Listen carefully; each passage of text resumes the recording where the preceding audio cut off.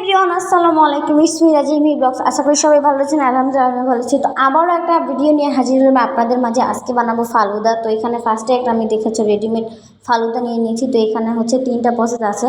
তো এখানে হচ্ছে 2টা জেলের প্যাকেট, আর এখানে হচ্ছে ফালুদা, মানে এখানে হচ্ছে সাবুদানা আর হচ্ছে নুডলস। তো এখন আমি একটা পাত্রে এটাকে ঢেলে নিব।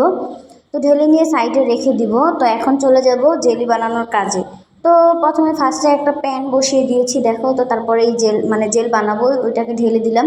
তো দিয়ে দিয়েছি হচ্ছে পরিমাণ মতো পানি। তো এটাকে 5 মিনিটের জন্য ফুটিয়ে নিতে হবে। 5 মিনিট যদি জাল না করো তাহলে কিন্তু এই জেলটা বসবে না। তো দেখো, এই তো ভালো করে আমি এটাকে ফুটিয়ে নিয়েছি, আর বলকও চলে আসছে। তো এখন এটাকে মানে আরেকটু জাল করে নিব। তো জাল করে এই তো শেষ ফুটানো। তো এখন নামিয়ে নিব একটা প্লেটে। তো এটাকে এখন বসতে হবে, ঠিক আছে, মানে জেলটা বসতে হবে, তার জন্য রেস্টে দিয়ে দিব। তো আবারও সেম একই প্রসেসে ওই জেলটাও বানিয়ে নিতে হবে। তো দিয়ে দিলাম পানি, তারপর হচ্ছে দিয়ে দিচ্ছি হচ্ছে জেল। তো তারপর এটাকেও ভালো করে ফুটিয়ে নিতে হবে, মানে জাল করে নিয়ে তারপরে হচ্ছে এইটাকেও একটা পাত্রে ঢেলে দিব ঠান্ডা হওয়ার জন্য। এই তো এখন জেলটাকে নামিয়ে নিয়েছি, এটাকে এখন রেস্টে রেখে দিব। আর চাইলেও কিন্তু ফ্রিজে রাখতে পারেন, তাহলে কিন্তু আরও ভালো হবে। তো এখানে আমি আগে থেকেই ওই যে হাফ কেজি দুধ জাল করে নিয়েছি। তো এখন এখানে মানে দিয়ে দিব হচ্ছে পাউডার দুধ। এটা হচ্ছে মেন লাগবে ফালুদার মধ্যে, কারণ এটা দিলে ঘনত্বটা আরও বেশি হয়, আর বিশেষ করে খেতেও মজা হয়। তো ওইটাকে ভালো করে মানে জাল করে নিয়েছি, তো মানে দুধটাকে। তো তারপর আমার এখানে একটা কাজ হয়েছে, মানে ফালুদার মিক্সার, বুঝছো, ওইটা দিতে মানে দিছি, বাট আমি পিছন ফিরে দেখি আমার ক্যামেরার অনই চালু হয় না, মানে ভিডিও অন করিনি। তো তারপর ওই তো ফালুদার মিক্সারটা দিয়ে ভালো করে ফুটিয়ে নিয়েছি ভালো করে, ঠিক আছে।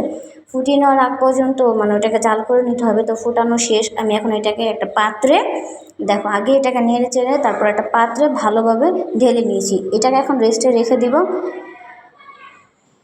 তো আমি এখানে আমার পছন্দ মতন কিছু ফ্রুট নিয়েছি, যেমন দেখো জাম, তারপর হচ্ছে কলা, তারপর আপেল, তারপর হচ্ছে একটা ব্যানানা। তো তোমরা তোমাদের পছন্দ মতন ফল নিয়ে নিতে পারো।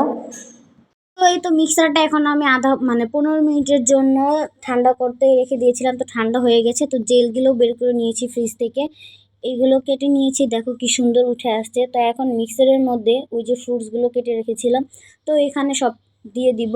তো এটাকে দেওয়ার পর ভালোভাবে এটা মিক্সার করে নিতে হবে চামচের মানে সাহায্যে। এটাকে ভালোভাবে একটু নেড়ে চেড়ে ভালোভাবে নিতে হবে।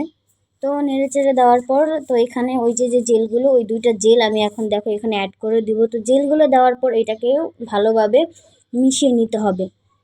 তো তোমরা যদি চাও এখানে আইসক্রিমও ইউজ করতে পারো এখানে। তো আমি স্কিপ করছি, কারণ এটা আমি পরে দিব, তাই এখন দিলাম না।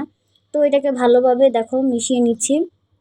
তো এইটাকে এখন রেস্টে দিয়ে দিব আধা ঘন্টার জন্য। তো এখানে আবার কিছুটা দিয়ে দিচ্ছি হচ্ছে জেল, মানে উপরে দিয়ে তো আধা ঘন্টার জন্য ফ্রিজে রেখে দিব রেস্টের জন্য। তো আশা করি সবার যদি এই ভিডিওটা ভালো লাগে অবশ্যই লাইক করবা এবং শেয়ার করবা। আর যদি এরকম নিত্য নতুন ভিডিও দেখতে চাও তাহলে অবশ্যই রাজিয়া হিমি ব্লগস এই ইউটিউব চ্যানেলটা সাবস্ক্রাইব করবা আর আমার পাশে থাকবা। সবাইকে রমজান মোবারক। আল্লাহ হাফিজ, সবাই ভালো থাকবেন।